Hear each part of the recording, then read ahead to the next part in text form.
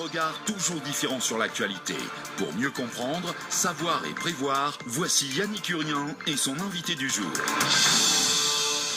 L'actualité, c'est toujours cette affaire de la réintégration des soignants non vaccinés. On va en parler avec Aurore. Vous étiez venu nous voir il y a quelques mois, Aurore, dans le studio. Vous êtes à Saint-Nazaire.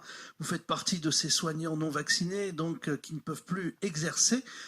Bonjour, Aurore. Alors, bonjour. Ça fait partie de l'actualité. Je ne vais pas vous demander ce que vous pensez des débats qui sont produits à l'Assemblée nationale, parce que j'imagine que votre réponse, on l'imagine aisément, vous qui êtes évidemment, qui espérez cette réintégration, cette vie normale. Mais avant de commencer, Aurore, sur ce débat, ça traîne depuis des mois. La France reste l'un des derniers pays au monde.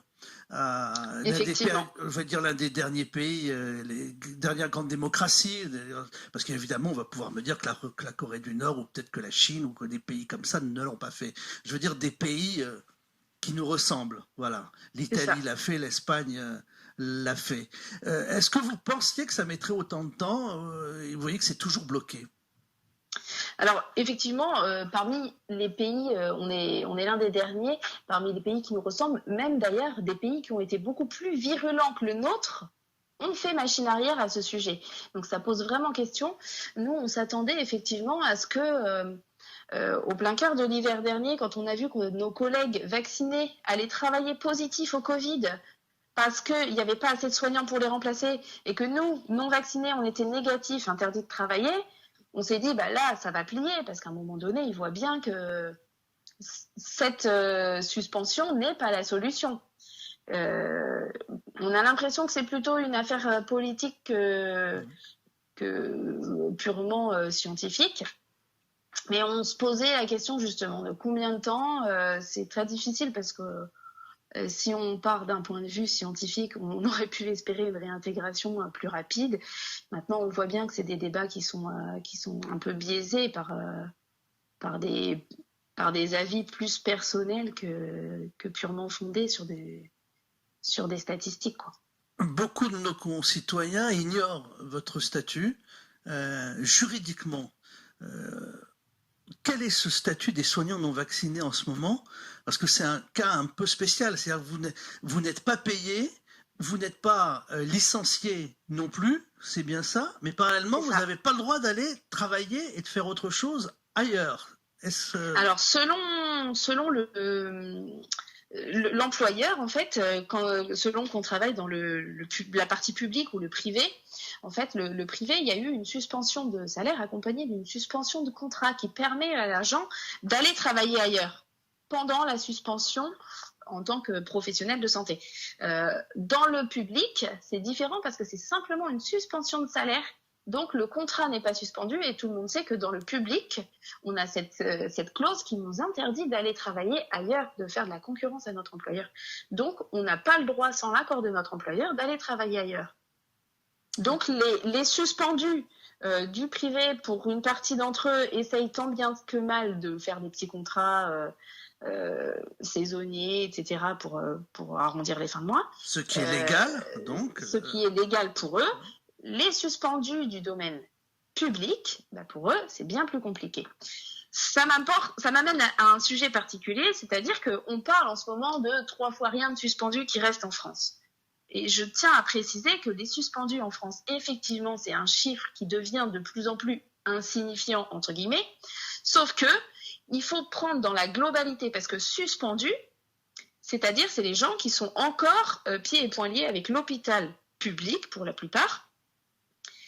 Il y a peut-être 10 fois plus, le chiffre est un peu compliqué à vérifier, mais peut-être 10 fois plus de gens qui sont des professionnels interdits de travailler à cause de l'obligation vaccinale. Je m'explique, c'est-à-dire qu'en fait, quelqu'un qui était en contrat à durée déterminée, la plupart d'entre eux n'ont pas été suspendus. On a juste mis fin à leur contrat. Donc, ils ne rentrent pas dans les chiffres de la suspension. Il y a énormément de gens qui ont pris des disponibilités dans le service public pour éviter la suspension, pour leur permettre d'aller travailler ailleurs. Il y a énormément de gens qui ont donné leur démission, qui ont demandé des ruptures conventionnelles. Tous ces gens-là ne rentrent pas, voire ne sont jamais rentrés dans les chiffres des suspendus. Donc, quand on parle de suspendus, En fait, c'est l'arbre qui cache la forêt. Oui, donc il est difficile de faire cette comptabilité. Le gouvernement, lui, doit l'avoir. Si le gouvernement... Et encore pas forcément.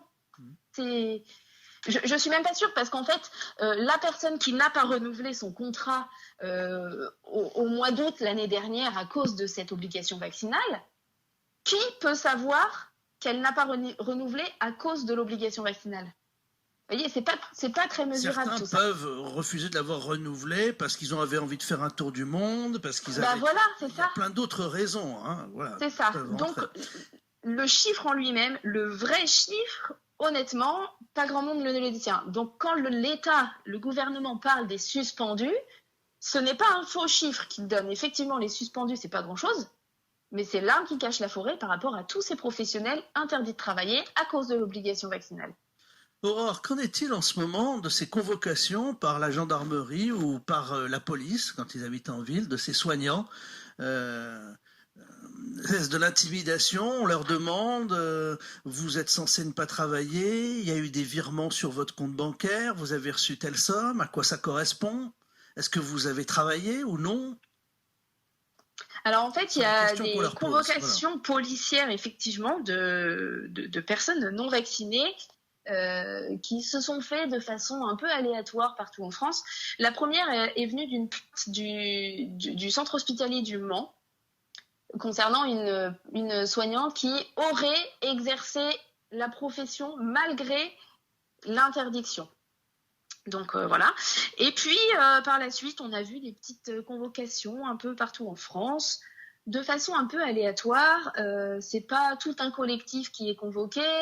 Il y a un peu une chasse aux sorcières, j'ai envie de dire, de ces gens qui ont tenu tête, qui ont osé tenir tête. Et donc on essaye de nous attraper sur des petites choses d'exercice illégal de la profession pour avoir continué à exercer malgré tout, pour les gens qui ont fait des faux passes pour ne pas renier leur vocation, pour pouvoir subvenir aux besoins de leur famille. Il y a des gens qui ont trouvé ces solutions-là pour essayer de s'en sortir malgré tout.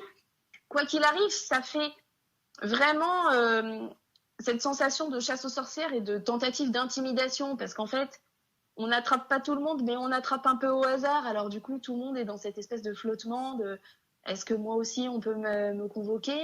Pourquoi il me convoquerait? Qu'est-ce que j'aurais à cacher? Qu'est-ce qu'il faudrait que je dise ou que je ne dise pas? C'est très malsain, hein, parce que s'il y avait quelque chose à attraper, dites-le clairement et convoquez tout le monde.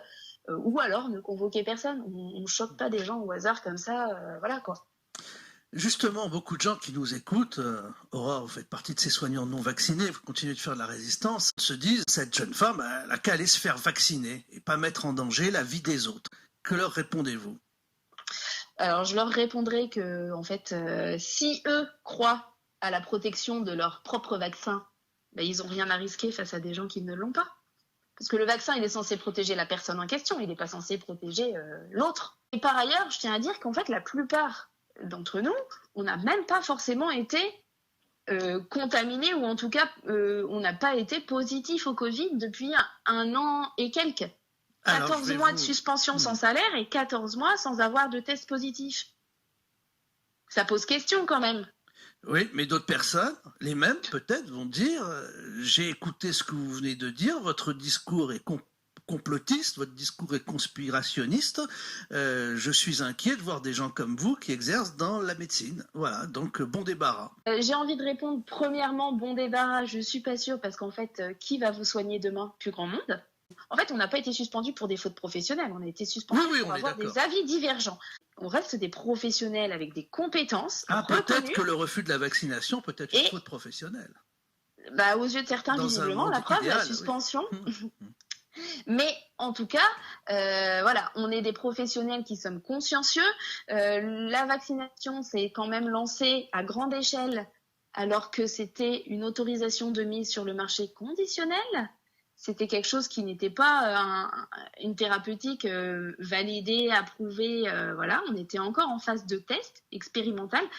On a le droit d'émettre des avis et normalement, la médecine nous incite à ce principe de précaution. Et puis ensuite, moi, ce qui m'inquiète le plus, concernant cette suspension, on voit pleuvoir des cas de partout de faute de soignants, un patient a été oublié dans les urgences et n'a pas eu à manger pendant 2 jours et est décédé.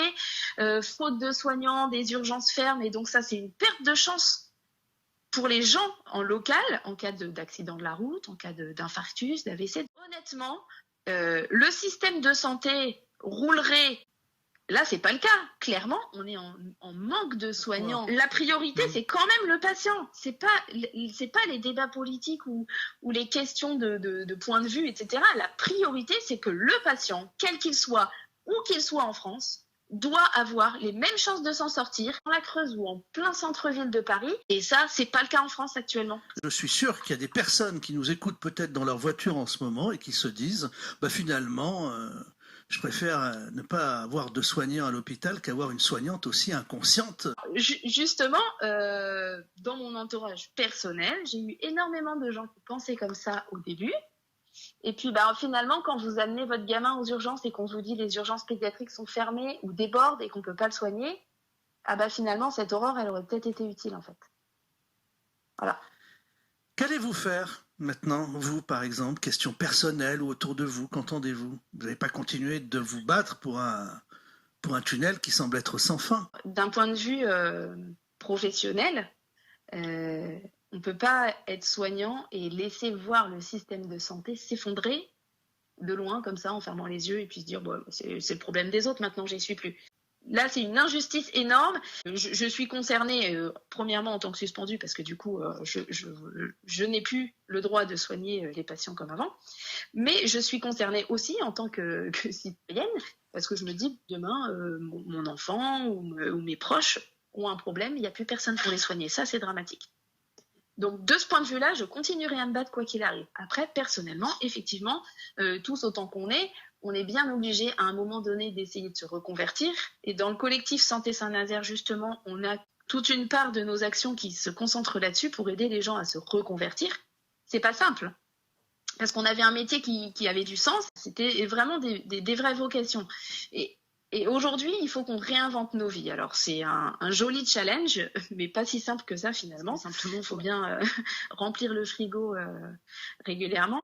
On n'y arrive pas tous comme on voudrait, il faut être honnête. On ne se reconvertit pas aussi simplement qu'on veut bien le dire. En fait, à un moment donné, il faut prendre conscience de cette mise à mort. C'est une énorme détresse sociale, psychologique dans laquelle on nous a mises.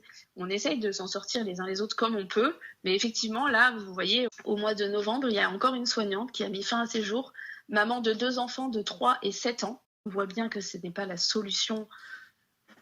Et pour autant, on laisse encore des gens dans cette misère-là et on persiste et on signe. Et on est content de se dire, voilà, c'est pas grave, c'est leur choix. Il y a une niche parlementaire qui est prévue au mois de janvier prochain, ce qu'on appelle la niche parlementaire qui est réservée au groupe. Celle de la France Insoumise n'est pas passée, on a vu les débats, ce qui s'est passé. Oui. Il y a maintenant le texte de la niche parlementaire où le Rassemblement national a présenté son projet. Il prévoit cette fois-ci réintégration de tous les soignants, plus de protocole sanitaire pour remplacer l'obligation vaccinale, donc aucun test, et indemnisation des personnels suspendus à l'équivalent d'une période de chômage. Voilà. Que diriez-vous aux députés, par exemple de Saint-Nazaire, de la NUPES, Mathias Tavel, une personne des Républicains? Est-ce que vous leur diriez il faut voter? Il ne faut pas se poser de questions, il faut que ça passe. Alors je pense qu'effectivement, le gros problème en France, c'est pas mon copain en politique, donc je vote contre. Je pense qu'en fait, voter pour ou voter contre, ça ne devrait pas être des histoires de politique, ça devrait être des histoires de bon sens. Et Dieu sait si on en manque en France, actuellement en tout cas. La question qui doit se poser actuellement, c'est demain, ma maman ou mon enfant fait un problème de santé, est-ce que je voudrais répondre, désolé monsieur, il faut faire 50 bornes de plus parce que les urgences sont fermées ici? Oui ou non? Et sinon, réintégrer le peu de soignants qui veulent encore bien y retourner, parce qu'il faut savoir que plus ça traîne, plus les gens ils se reconvertissent et moins les gens ils auront envie d'y retourner. Donc en fait, plus ça traîne, plus on entérine le manque de soignants en France. Actuellement, en fait, c'est pas juste les soignants qui sont suspendus, c'est qu'on dissuade aussi les étudiants en santé.